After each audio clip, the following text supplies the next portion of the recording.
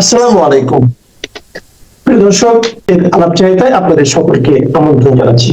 রাজনৈতিক সৌহার্দ্যের যে সম্ভাবনা আমরা গত দুটো দিন দেখেছি, সেটির মৃত্যু ঘটেছে। আমি জানি না যে এই মৃত্যু কোথায় আমাদের নিয়ে যাবে, কিন্তু খুবই দুর্ভাগ্যজনকভাবে সেটির মৃত্যু ঘটেছে। ঘটনা বলছি, বাংলাদেশের সাবেক প্রধানমন্ত্রী ও বিএনপি চেয়ারপারসন বেগম খালেদা জিয়ার মৃত্যুর কয়েক ঘন্টার মধ্যেই বাংলাদেশের মাননীয় প্রধানমন্ত্রী এবং প্রধানমন্ত্রী পুত্র সজীব ওয়াজেদ জয় দুটি দীর্ঘ শোক বার্তায় তাদের কথা প্রকাশ করেন এবং বেগম খালেদা জিয়ার কথা তারা শ্রদ্ধা ভরে স্মরণ করেন। এমনকি জনাব সজীব ওয়াজেদ জয়ের পোস্টটি ফেক কপিরাইট দিয়ে মুছে দেবার পরেও তিনি আবার সেই একই পোস্ট করেন, অর্থাৎ তিনি এই শোক প্রকাশটা মন থেকেই করেছেন এবং এটিকে ঠেকিয়ে দেবার চেষ্টার পরেও তিনি পুনরায় সেই চেষ্টা চালিয়ে গিয়েছেন। কিন্তু আজকে যখন বেগম খালেদা জিয়ার জানাজাটা হলো, তখন আমরা দেখতে পেলাম এই জানাজার মধ্যে বিএনপির অন্যতম গুরুত্বপূর্ণ নেতা, একসময় বাম দল করতেন, নজরুল ইসলাম খান খুবই নোংরা একটি কথা বললেন। তার কথার মূল প্রতিপাদ্য হচ্ছে যে বেগম খালেদা জিয়ার মৃত্যুর দায়ভার নিতে হবে এবং মাননীয় প্রধানমন্ত্রীকে ফেসিস্ট বলে অভিহিত করেছে।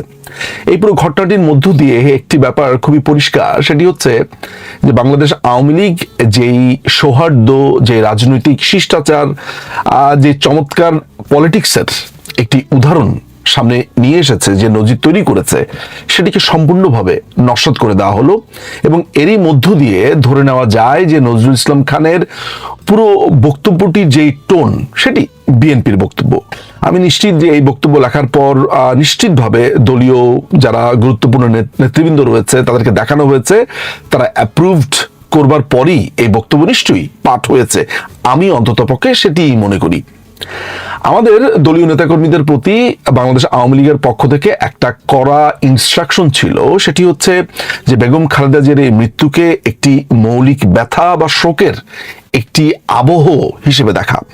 অতীতে তিনি কি করেছেন, কি বলেছেন, বাংলাদেশ আওয়ামী লীগের প্রতি তিনি জুলুম করেছেন কি করেন নাই, এইসব প্রত্যেকটা জিনিস আমাদেরকে ইগনোর করতে বলা হয় এবং আমরা সেই অনুযায়ী আসলে সত্যি কথা বলতে বাংলাদেশ আওয়ামী লীগের অসংখ্য নেতাকর্মীরা নিজের মন থেকেই শোক জানিয়েছেন, ভালোবাসা জানিয়েছেন, দলের নির্দেশগুলো পালন করেছেন।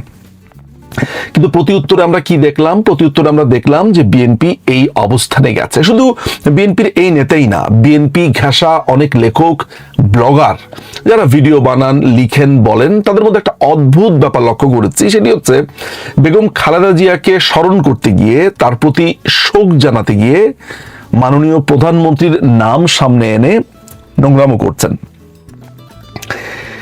বেগম খালেদা জিয়ার ক্ষেত্রে বলতে গেলে তার সরকারের কৃষিনীতি, পররাষ্ট্রনীতি, অর্থনীতি, সমাজনীতি, তিনি দেশটাকে কিভাবে চালিয়েছেন, এগুলো কি আসলে এককভাবে বলা সম্ভব হয় না? কিংবা বেগম খালেদা জিয়াকে এককভাবে টানা লিখে যাওয়াও কি সম্ভব না? নাকি মাননীয় প্রধানমন্ত্রীকে টেনে নিয়ে না আসলে, সেখানে দু চিমটি, দু ছটাক নোংরামি না করলে বেগম খালেদা জিয়ার প্রশংসা পরিপূর্ণতা পায় না? তাহলে কি আমি বলতে পারি যে বেগম খালেদা জিয়াকে আসলে এককভাবে প্রশংসা করা যায় না বা এককভাবে তাকে নিয়ে বেশিক্ষণ বলা যায় না, সেইখানে যদি একটু নোংরামো না করা যায়? আমি কি এটাও বলতে পারি যে বেগম খালেদা জিয়ার যে আইডেন্টিটি, সেটি পরিপূর্ণতা পায় না মাননীয় প্রধানমন্ত্রী শেখ হাসিনাকে সামনে টেনে নিয়ে আসলে, টেনে না নিয়ে আসলে কিংবা পাশে না বসালে? আলটিমেটলি এই আচরণগুলো তো আমাকে এই চিন্তাগুলো করতে বাধ্য করে। তা না হলে যে এই কষ্টের সময় বা শোকের সময়, সেই সময়টাতে মাননীয় প্রধানমন্ত্রী শেখ হাসিনাকে সামনে নিয়ে এসে এই নোংরামি বা এই অভব্যতা, এই পলিটিক্যাল অসভ্যতা কেন করতে হচ্ছে? আমরা যদি বলা শুরু করি, বিএনপির ক্ষেত্রে বা বেগম খালেদা জিয়ার ক্ষেত্রে হাজার হাজার ইস্যুস নিয়ে আসতে পারবো, যেটা কারোই ভাল লাগবে না এরকম একটা মুহূর্তে। আমরা কি বলেছি যে 21শে অগাস্টে মাননীয় প্রধানমন্ত্রীকে চিরতরে নিঃশেষ করবার দেওয়ার জন্য, তার দুই বোনকে শেষ করে দেওয়ার জন্য চেষ্টা চালানো হয়েছে। 21শে আগস্টের গ্রেনেড হামলাতে আমাদের বোধ করি 24 জন নেতাকর্মী মারা গেছেন, শত শত মানুষ আজও স্প্লিন্টার তার শরীরে বহন করে ঘুরছে। আমরা কি সেই কথা বলেছি যে 1991 সালে বঙ্গবন্ধুর হত্যাকাণ্ডর বিচার করা যাবে না, ইনডেমনিটি অধ্যাদেশ বিএনপি বাদ দিয়ে দিবে সংসদে? সেটি তারা করেনি। এই ধরনের প্রতারণা আমাদের সাথে করা হয়েছে। আমরা বলেছি 91 থেকে 96 পর্যন্ত আমাদের হাজার হাজার নেতাকর্মীদেরকে গ্রেফতার, নির্যাতন, বঙ্গবন্ধুর খুনিদেরকে পার্লামেন্টে নিয়ে আসা 96-এর ভুয়া ইলেকশনের সময়। আমরা তো এগুলো নিয়ে আলোচনা করিনি, কারণ আমাদের কাছে মনে হয়েছে যে রাজনৈতিক অসংখ্য ইভেন্ট থাকে, সেটা রাজনৈতিক তর্ক বিতর্ক সভা সমাবেশে এগুলো আমরা বলবো, আরো বলবো। ইতিহাসকে পাঠ করতে গেলে এসব হয়তোবা বলতে হবেই, কিন্তু এমন একটা শোকাতুর পরিবেশে যেখানে অনেক মানুষ জানাজাতে এসেছেন, সেই জায়গাতে বিএনপির এই নোংরামোটা না করলেই কি চলতো না? আওয়ামী লীগ শোক প্রকাশ করে যেই মহানুভবতা কিংবা যেই ভব্যতা বা যে শিষ্টাচারের হাত বাড়িয়ে দিয়েছে, সেটি বিএনপি এক ঝটিকাতেই নষ্ট করে দিল। আমি অদ্ভুতভাবে এটাও লক্ষ্য করেছি যে বেগম খালেদা জিয়ার কথা বলতে গিয়ে টিভি চ্যানেলগুলো, পুরুষ শাসিত টিভি চ্যানেলগুলো যেরকম হয় যে গৃহিণী থেকে প্রধানমন্ত্রী, ব্যাপারটা এমন যে খালেদা জিয়া গৃহিণী ছিলেন, ওটা তার আসল জায়গা। তিনি কি করে প্রধানমন্ত্রী হলেন গৃহিণী থেকে? কিন্তু একজন পুরুষের ব্যাপারে কোন টিভি চ্যানেলকে কিন্তু আপনি বলতে শুনবেন না যে লুঙ্গি পরিহিতা থেকে প্যান্ট শার্ট পরে প্রেসিডেন্ট হলেন বা এই টাইপের কিছু, কারণ এগুলো বিস্ময়ের না। পুরুষ শাসিত সমাজ এমন কিছু কন্টেন্টকে আপনার বিস্ময়ের জায়গায় নিয়ে আসে, সেগুলো শুনলে আপনার কাছে অবাকই মনে হবে। সেগুলো নিয়ে আলাপ হচ্ছে না। আলাপ হচ্ছে কি নিয়ে? আলাপ হচ্ছে মাননীয় প্রধানমন্ত্রী শেখ হাসিনাকে নিয়ে। কি করেছেন তিনি? বেগম খালেদা যে আদালতের মাধ্যমে দোষী সাব্যস্ত হয়েছিলেন, সেই দোষী সাব্যস্ত তো শেখ হাসিনা করেননি, মাননীয় প্রধানমন্ত্রী করেননি, আদালত করেছে। এবং সেটার পরে আমাদের ফৌজদারি কার্যবিধির 401 ধারাতে মাননীয় প্রধানমন্ত্রী বদান্যতা দেখিয়েছেন, তাকে ঘরে ফিরিয়ে নিয়ে এসেছেন। তার কনিষ্ঠ সন্তান যখন মারা যান কোকো সাহেব, তখন মাননীয় প্রধানমন্ত্রী দেখতে গেছেন, সমস্ত কিছু ভুলে সেই 21শে আগস্টের গ্রেনেড হামলা সমস্ত কিছু ভুলে তিনি তার বাসাতে গেছেন, দরজা আটকে রাখা হলো। এর পরেও, ওই অপমানের পরেও মাননীয় প্রধানমন্ত্রী ফোন দিয়েছিলেন। আমরা দেখেছি 2015 সালে ইলেকশনের আগে, আমরা এবার দেখলাম তিনি শোক জানিয়েছেন। মাননীয় প্রধানমন্ত্রী বরাবরই এমন, তার মনটাই এমন যে তিনি বারবার ভুলে যান যে কার প্রতি শোক প্রকাশ করছেন, কার প্রতি ভালোবাসা দেখাচ্ছেন। আমি নিশ্চিত তিনি ভবিষ্যতেও এই নজরুল ইসলাম খান যদি কখনো মারা যান এবং মাননীয় প্রধানমন্ত্রী যদি বেঁচে থাকেন, তিনি শোক প্রকাশ করবেন। মাননীয় প্রধানমন্ত্রী আসলে এমনই। কিন্তু আমার যে দুঃখের যে জায়গাটা, কষ্টের যে জায়গাটা, সেটা হচ্ছে সাধারণ মানুষের জন্য। সাধারণ মানুষ কিন্তু একটা শান্তি চায়, মনে করে যে বাংলাদেশের প্রধান দুইটা রাজনৈতিক দল সবসময় সৌহার্দ্য, রাজনৈতিক শিষ্টাচার, এরকম একটা অবস্থার মধ্য দিয়ে থাকবে। পরাজিত কিন্তু শেষ পর্যন্ত হয় বাংলাদেশের সাধারণ মানুষেরা। তার এই নোংরামোর মধ্য দিয়ে বিএনপি জিতে যেতে পারেনি, বরঞ্চ তারা হেরে গেছে। এই যে তত্ত্বাবধায়ক সরকারকে পুরোপুরি নস্যাৎ করলো, এই যে বিচারপতিদের বয়স বাড়িয়ে যে নোংরামোটা করলো, বাংলাদেশের প্রধান দুইটা ইভেন্ট কি এই পুরো দেশটাকে আজকে এই অবস্থাতে নিয়ে আসার জন্য? সেটি হচ্ছে 21শে আগস্টের গ্রেনেড হামলা, এবং আরেকটি হচ্ছে তত্ত্বাবধায়ক সরকার নিয়ে এই ভয়ঙ্কর ইত্রামোপনাটা। কিন্তু এ দুটোর একটি কথাও গত 2 দিন 3 দিনে আমরা উঠাইনি। আজকে হয়তো বা প্রাসঙ্গিকভাবে এসেছে এটি বলবার জন্য। আমার শুধু বলার একটাই রয়েছে যে আজকের এমন একটা দিনে যেখানে প্রত্যেকটা মানুষই আসলে দলমত নির্বিশেষে বেগম খালেদা জিয়া ভালো করেছেন না খারাপ করেছেন এগুলো সমস্ত কিছু মানে ভুলে গিয়ে তার ভালো কাজগুলোই মানুষ স্মরণ করছে, বলছে। এমন একটা জায়গাতে বাংলাদেশ আওয়ামী লীগ যে সৌহার্দ্য রাজনৈতিক শিষ্টাচার দেখিয়েছে, সেই জায়গাতে এসে বিএনপির নজরুল ইসলাম খান তথা বিএনপির এই বার্তা বাংলাদেশের রাজনীতির জন্য একেবারেই ভালো কোনো সংবাদ নয় বা বয়ে আনেনি। পরিতাপ আমার থেকেই যাবে এবং আমাকে বলতেই হবে, যাদের হয়নি 9-এ তাদের হবেও না 90-এ। বিএনপি খুব সম্ভবত কখনোই শুধরাবে না, এবং অতীতে আমরা যে হাওয়া ভবন দেখেছি, অতীতে যে আমরা ভয়ঙ্কর অবস্থা আমরা দেখেছি, হয়তো তারই পুনরাবৃত্তি ভবিষ্যতে আমরা দেখতে পাবো।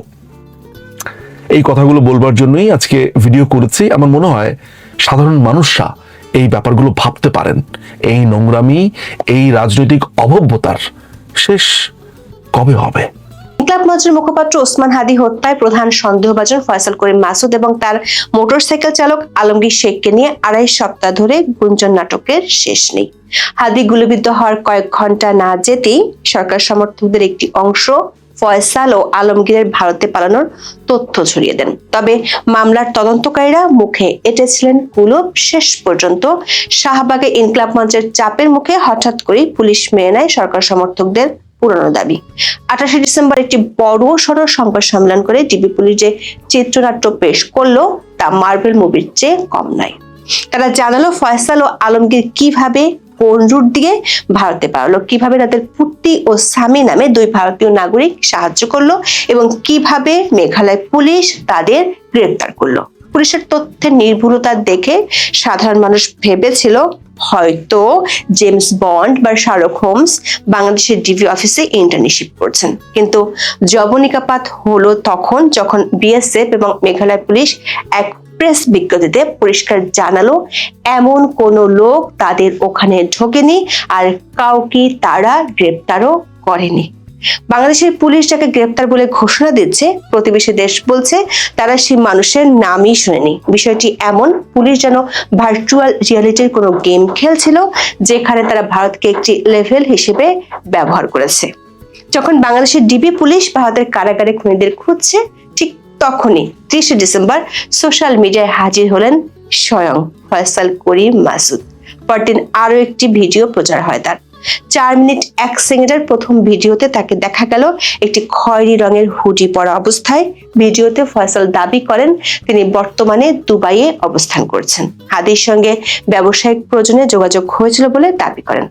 ভারতে পালানোর তথ্য উড়িয়ে দিয়ে বলেন বৈধ পথে তিনি দুবাইয়ে এসেছেন। ফয়সালের বিস্ফোরক ভিডিও নিয়ে তোলপাড় শুরু হয় সোশ্যাল মিডিয়ায়। সরকার সমর্থকদের একটি অংশ দাবি করে এটি এআই জেনারেটেড, তবে প্রযুক্তিগত বিশ্লেষণে এর সত্যতা প্রমাণ হয়েছে। দ্য ডিসেন্ট নামের প্রতিষ্ঠান বলছে ভিডিও যাচাই করে দেখা গেছে কৃত্রিম বুদ্ধিমত্তা বা এআই দিয়ে তৈরি নয়। ফয়সালের চেহারা, মুখভঙ্গি ইত্যাদি ফয়সাল করিমের বাস্তব চেহারা এবং মুখভঙ্গির সঙ্গে পুরোপুরি মিলে গেছে। ভিডিওতে ফয়সাল দাবি করেন তিনি দুবাই অবস্থান করছেন, তবে শুধু ভিডিওর মাধ্যমে তার ভৌগোলিক অবস্থান নিশ্চিত করা যায়নি। দ্য ডিসেন্ট বলছে ফয়সাল নিজের দাবির পক্ষে কোনো প্রমাণ তথ্য যেমন লোকেশন ডেটা বা পাসপোর্টের সিল উপস্থাপন করেননি। তবে একদিন পরে আরেক ভিডিওতে দুবাইয়ের মাল্টিপল ভিসা তুলে ধরেন ফয়সাল। প্রথম এবং দ্বিতীয় ভিডিওতে ফয়সাল দাবি করেন হাদিকে হত্যার সময় ব্যবহৃত মোটরসাইকেলে তিনি ছিলেন না, এমনকি তার নিজের মোটরসাইকেলটির নম্বর প্লেট পরিবর্তন করে নাটক সাজানোর গুরুতর অভিযোগও তুলেছেন। অভিযোগ করেন তার পরিবারের সদস্যদের হয়রানিমূলক গ্রেপ্তারের পর নির্যাতন করে স্বীকারোক্তি নেওয়া হয়েছে। যে বান্ধবীর তথ্য প্রচার করা হচ্ছে তার সঙ্গে কোনো সম্পর্ক নেই বলেও দাবি করেন। ফয়সাল বলেন গ্রেপ্তার হওয়া ওই তরুণী তার মোটরসাইকেল চালক আলমগীর শেখের বান্ধবী, তাকেও হয়রানিমূলকভাবে গ্রেপ্তার করা হয়েছে। ফয়সালের দাবি অনুযায়ী তার কাছে দুবাইয়ের 5 বছরের মাল্টিপল এন্ট্রি, তিনি প্রমাণ হিসেবে একটি ভিসার ডিজিটাল কপিও দেখিয়েছেন। এদিকে পুলিশ বলছে তার পাসপোর্ট বাতিল করা হয়েছে। এখন প্রশ্ন হলো পাসপোর্ট বাতিল হলে তিনি কোন জাদুকরী উপায়ে এয়ারপোর্টের ইমিগ্রেশন পার হলেন, নাকি তিনি কোনো ব্যক্তিগত ড্রোন ব্যবহার করে সরাসরি দুবাইয়ের মরুভূমিতে ল্যান্ড করেছেন? ভিডিও বার্তায় ফয়সাল শুধু নিজের অবস্থানই পরিষ্কার করেননি, বরং নিহত ওসমান হাদির সাথে যোগাযোগ কিভাবে ও কেন হয়েছিল সে সম্পর্কেও বক্তব্য তুলে ধরেন। তার দাবি হাদির সঙ্গে তার ব্যবসায়িক সম্পর্ক ছিল এবং তথ্য প্রযুক্তি মন্ত্রণালয়ের কাজ পাইয়ে দেওয়ার নাম করে হাদি তার কাছ থেকে 5 লাখ টাকা অগ্রিম নিয়েছিলেন। এছাড়া বিভিন্ন প্রোগ্রাম আয়োজনে নেন আর্থিক সহায়তা। ফয়সাল করিম মাসুদ দাবি করেছেন তিনি ব্যাটল অফ 71 নামে আরেকটি গেম বানিয়েছিলেন। 2016 সালের 27 নভেম্বর বিভিন্ন গণমাধ্যমে প্রকাশিত খবর থেকে জানা যায় 1971 সালের মহান মুক্তিযুদ্ধের ইতিহাস ও বঙ্গবন্ধু শেখ মুজিবুর রহমানের উপর নির্মিত বাংলাদেশের প্রথম কম্পিউটার গেম ব্যাটল অফ 71 এর উদ্বোধন হয়। দেশীয় পটভূমিতে এই গেমটি তৈরি করে সফটওয়্যার ও গেমস নির্মাতা প্রতিষ্ঠান YCU টেকনোলজি লিমিটেড। এই প্রতিষ্ঠানের মালিক ফয়সাল করিম মাসুদ। দর্শক, পুরো ঘটনায় সবচেয়ে কৌতুককর দিক হলো বাংলাদেশের পুলিশের অবস্থান পরিবর্তন। প্রথমে তারা কিছু জানে না বলে দাবি করলো। নির্বাচনী প্রচার থাকার সময় 12 ডিসেম্বর দুপুরে রাজধানীর বিজয়নগর ওসমান হাদিকে গুলি করে দুর্বৃত্তরা। এরপর সরকার সমর্থকরা দাবি করে বসেন গুলি চালিয়েছেন ফয়সাল করিম মাসুদ আর মোটর বাইকের চালক ছিলেন আলমগীর হোসেন। ঘটনার কয়েক ঘন্টার মধ্যে তারা সীমান্ত পাড়ি দিয়ে ভারতে চলে যান। সীমান্ত পার হওয়ার আগের প্রতিটি রুট সুনির্দিষ্ট সময়, এমনকি ভারতে তাদের অবস্থানের তথ্য ছড়িয়ে দেওয়া হয় ফেসবুকে। কিন্তু পুলিশের পক্ষ থেকে অবশ্য এর সত্যতা নিশ্চিত করা হয়নি। এমনকি খোদ স্বরাষ্ট্র উপদেষ্টা বলেছিলেন ফয়সাল করিম মাসুদের কোনো অবস্থান তাদের জানা নেই। কিন্তু শাহবাগে যখন হাদি হত্যার বিচারের দাবিতে আন্দোলন বাড়তে থাকে, তখন পুলিশ ও সরকার 180 ডিগ্রি ঘুরে যায়। তারা ইন্ডিয়াতে আসামি খুঁজে পায়। শাহবাগের 27 ডিসেম্বর উপদেষ্টা সৈয়দ রিজওয়ানা হাসান দাবি করেন হত্যাকাণ্ডের কিছু আসামি দেশ ছেড়ে পালিয়ে গেছেন। এ বিষয়ে ভারত সরকারের সঙ্গে কূটনৈতিক পর্যায়ে কথা বলা হয়েছে। আসামিদের খুঁজে পাওয়া গেলে তাদের ফেরত পাঠাতে সহযোগিতা করবে ভারত। ভারতের পুলিশের পক্ষ থেকে এমন তথ্যের সত্যতা নাকচ করে দেওয়ার পর আসামি এখন দুবাই থেকে ভিডিও দিচ্ছে। তবে বাংলাদেশের পুলিশ বলছে তাদের কাছে আসামি দুবাই থাকার কোনো তথ্য নেই। Deputy commissioner Talibur Rahman north east নিউজকে জানিয়েছেন ফয়সাল গত 6 বছরে মাত্র একবার সিঙ্গাপুরে গিয়েছিল। অর্থাৎ পুলিশের ডাটাবেজ অনুযায়ী আসামি দুবাই যায়নি, কিন্তু আসামি তো ভিডিও দিচ্ছে। তাহলে কি সেই ভিডিওটি কোনো প্যারাল ইউনিভার্স বা সামান্তরাল মহাবিশ্ব থেকে রেকর্ড করা, নাকি খুনি বাংলাদেশে কোনো সেফ হাউসে বসে দুবাইয়ের ব্যাকগ্রাউন্ড দিয়ে ভিডিও বানাচ্ছে? দর্শক, পুরো বিষয়টি এখন শুধু একটি হত্যাকাণ্ড নয়, বরং একটি রাজনৈতিক গেম শোতে পরিণত হয়েছে।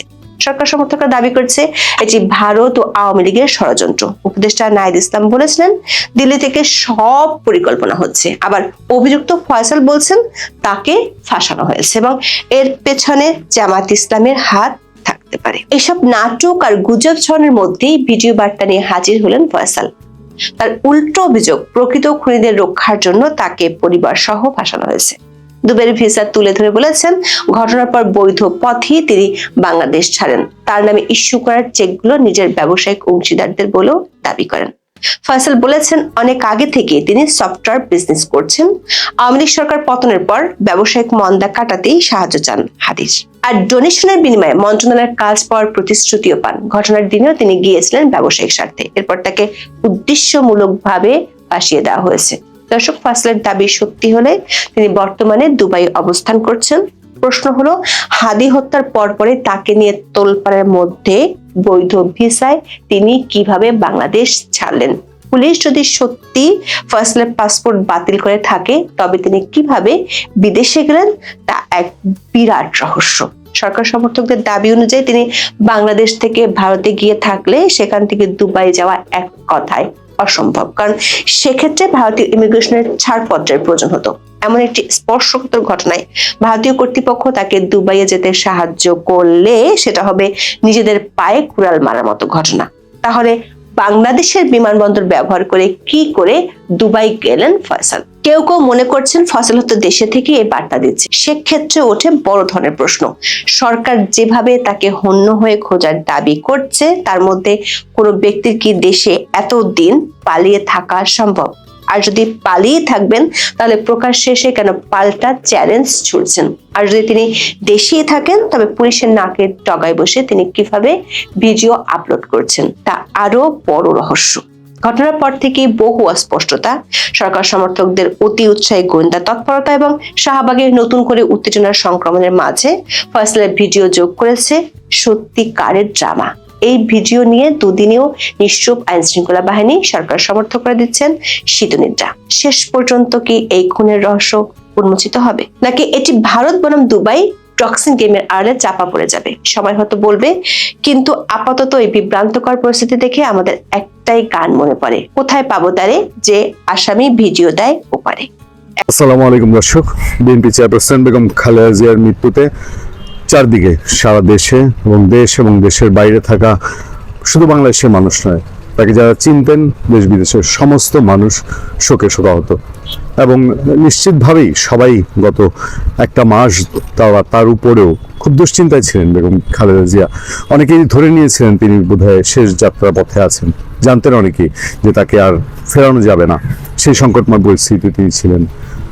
তার পরিবার, তার চিকিৎসকরা, দেশের চিকিৎসকরা বিশেষ করে জান প্রাণ দিয়ে চেষ্টা করেছেন তার মৃত্যুকে অন্তত কষ্টবর্জিত করার জন্য। দেশের বাইরের চিকিৎসকরা এসেছেন এবং বেগম খালেদা জিয়ার অসুস্থতা ধরে নানান আলোচনা সমালোচনা বিভিন্ন কিছুর পরেও তার বড় ছেলে তারেক রহমান তিনি দেশে আসতে পেরেছেন। এই শোক কতটা গভীর, কতটা ছেয়ে গেছে সব জায়গায়, এর অন্যতম কিছু উদাহরণ আপনাদেরকে দেই। ভারতের প্রধানমন্ত্রী নরেন্দ্র মোদী বেগম খালেদা জিয়া তার ভারত বিরোধী অবস্থানে অনড় ছিলেন। এখনকার মতো না, এখনকার এই ডক্টর ইউনূস সরকার যেরকম শুধু রাজনৈতিক বিরোধিতা বা পাকিস্তানের শেল্টারে অথবা সেটা হচ্ছে যে তুরস্কের শেল্টারে ভারতের বিরোধিতা করে, সেরকম না। বেগম জিয়া বাংলাদেশের স্বার্থে, দেশের স্বার্থে তিনি ভারত বিরোধী অবস্থান বজায় রেখেছেন। সেই ভারতের প্রধানমন্ত্রী নরেন্দ্র মোদী শোক জানিয়েছেন বেগম খালেদা জিয়ার মৃত্যুতে। এবং বেগম খালেদা জিয়ার জীবনে বাংলাদেশের আপামর মানুষ জানে যদি সবচেয়ে বড় শত্রু বা প্রতিপক্ষ হয় সেটা হলেন আওয়ামী লীগ সভাপতি সাবেক প্রধানমন্ত্রী শেখ হাসিনা। সেই শেখ হাসিনা তিনি নিজে বেগম খালেদা জিয়ার মৃত্যুতে শোকাহত, তিনি তার শোক প্রকাশ করেছেন। আওয়ামী লীগের যে ফেসবুক পেজ আছে সেই পেজে, সেই ভেরিফাইড পেজে শেখ হাসিনার শোকের খবর জানানো হয়েছে যে আওয়ামী লীগ সভাপতি শেখ হাসিনা শোকাহত বেগম খালেদা জিয়ার মৃত্যুতে। শুধু শেখ হাসিনা নয়, শেখ হাসিনার পুত্র সজীব ওয়াজেদ জয়, তার রিয়েকশন আমরা সোশ্যাল মিডিয়ায় দেখেছি। তিনিও বলেছেন যে বাংলাদেশ স্থিতিশীলতা ফিরিয়ার যে প্রক্রিয়া, সেই প্রক্রিয়ায় বেগম খালেদা জিয়ার চলে যাওয়া একটা ধাক্কা।